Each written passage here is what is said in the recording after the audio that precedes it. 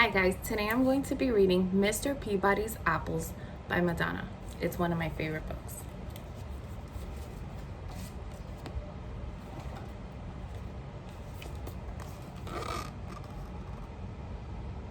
Welcome to Happyville.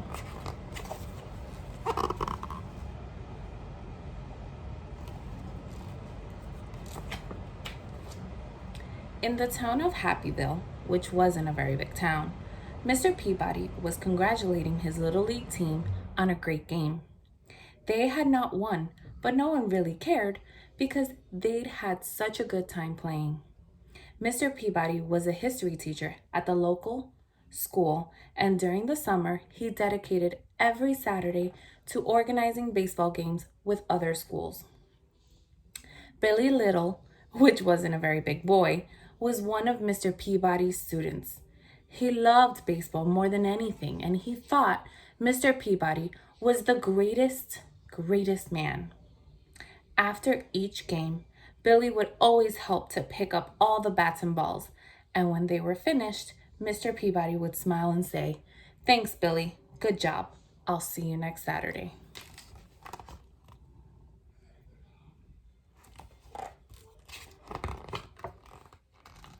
Then he would start his walk home along the main street of Happyville, which wasn't a very big street, waving hello to everyone he knew, and everyone would wave hello back. Along the way, he always passed Mr. Funkadeli's fruit market. Here, Mr. Peabody would stop and admire Mr. Funkadeli's fresh apples. He would pick out the shiniest apple, drop it in his bag, and continue on his way.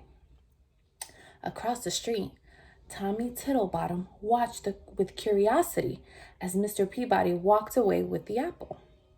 "That's strange," Tommy said to himself. "Mr. Peabody didn't pay anyone for that apple." Tommy got on his skateboard and rushed to tell his friends.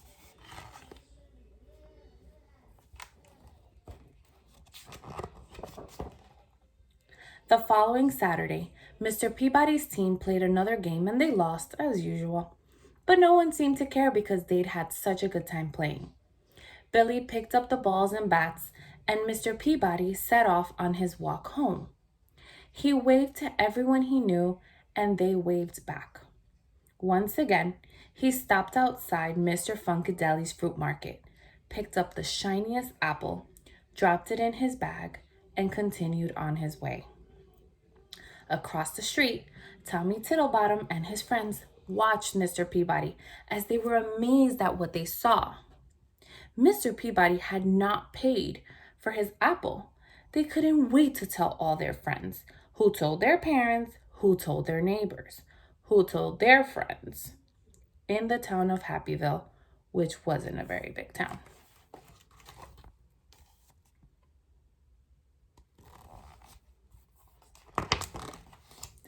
The Saturday after that, Mr. Peabody was standing all alone on the baseball field, wondering where everybody was.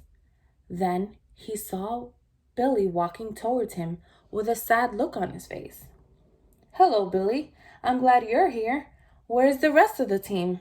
asked Mr. Peabody. Billy remained silent. "What is it, Billy?" he asked again. Billy didn't look up. "Everybody thinks you're a thief," he said to the ground. Mr. Peabody looked confused. He took off his hat and scratched his head. "Who says I'm a thief, Billy? And what did I steal?" he asked. "Tommy Tittlebottom and his friends said they saw you take an apple from Mr. Funkadeli's fruit market twice, and they said you didn't pay for them," answered Billy. "Ah," said Mr. Peabody, putting his hat back on his head. "Let's go and talk to Mr. Funkadeli about that, shall we?"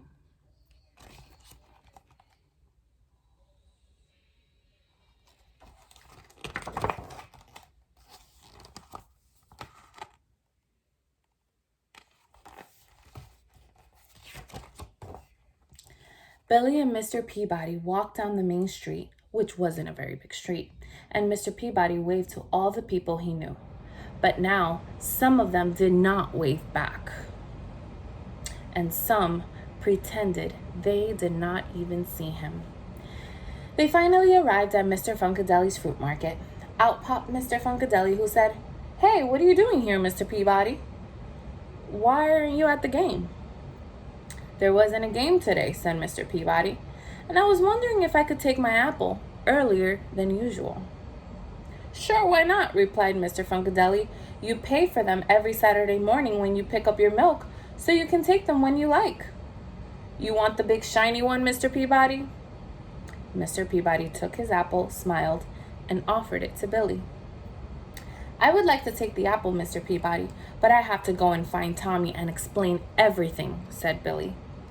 "When you find him, ask him to come over my house. I would like to speak to him too," replied Mr. Peabody.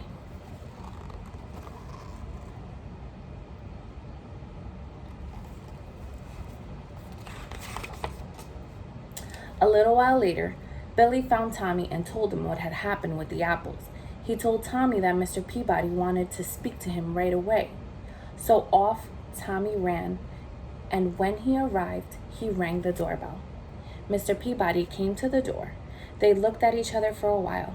"Oh, dear Mr. Peabody," said Tommy on the doorstep. "I didn't understand. I shouldn't have said what I said, but it looked like you hadn't paid for the apples."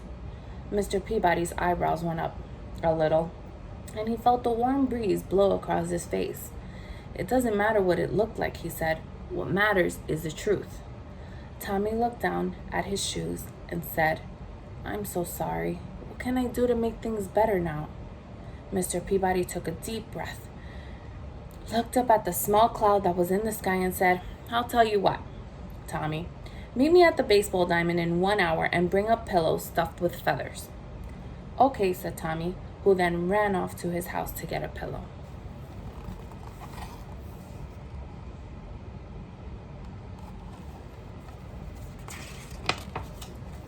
An hour later, Tommy met Mr. Peabody on the pitcher's mound.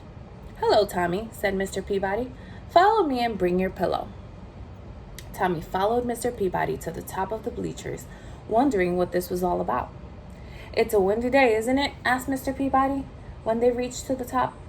Tommy nodded his head in agreement. "Here's a pair of scissors," continued Mr. Peabody. "Now cut the pillow in half and shake the feathers out." Tommy looked confused, but did it anyway. He thought it was a small price to pay to gain Mr. Peabody's forgiveness.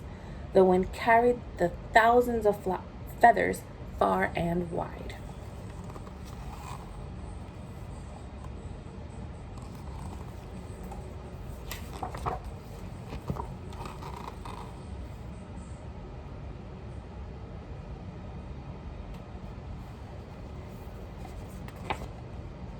Tommy looked relieved and said, "Is that all I have to do to make things better?"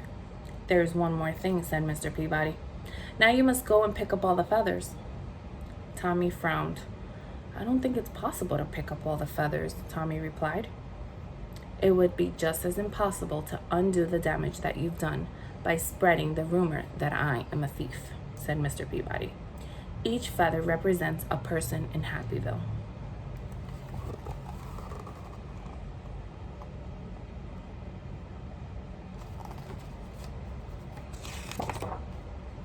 There was a long pause as Tommy began to understand what Mr. Peabody was saying. Finally, he said, "I guess I have a lot of work ahead of me." Mr. Peabody smiled and said, "Indeed you do. Next time, don't be so quick to judge a person. And remember the power of your words." Then he handed Tommy the shiny red apple and made his way home.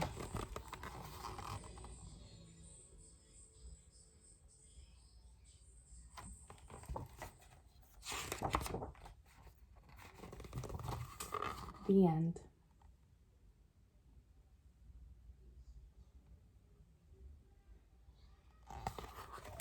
I hope you enjoyed it as much as I did. See you soon.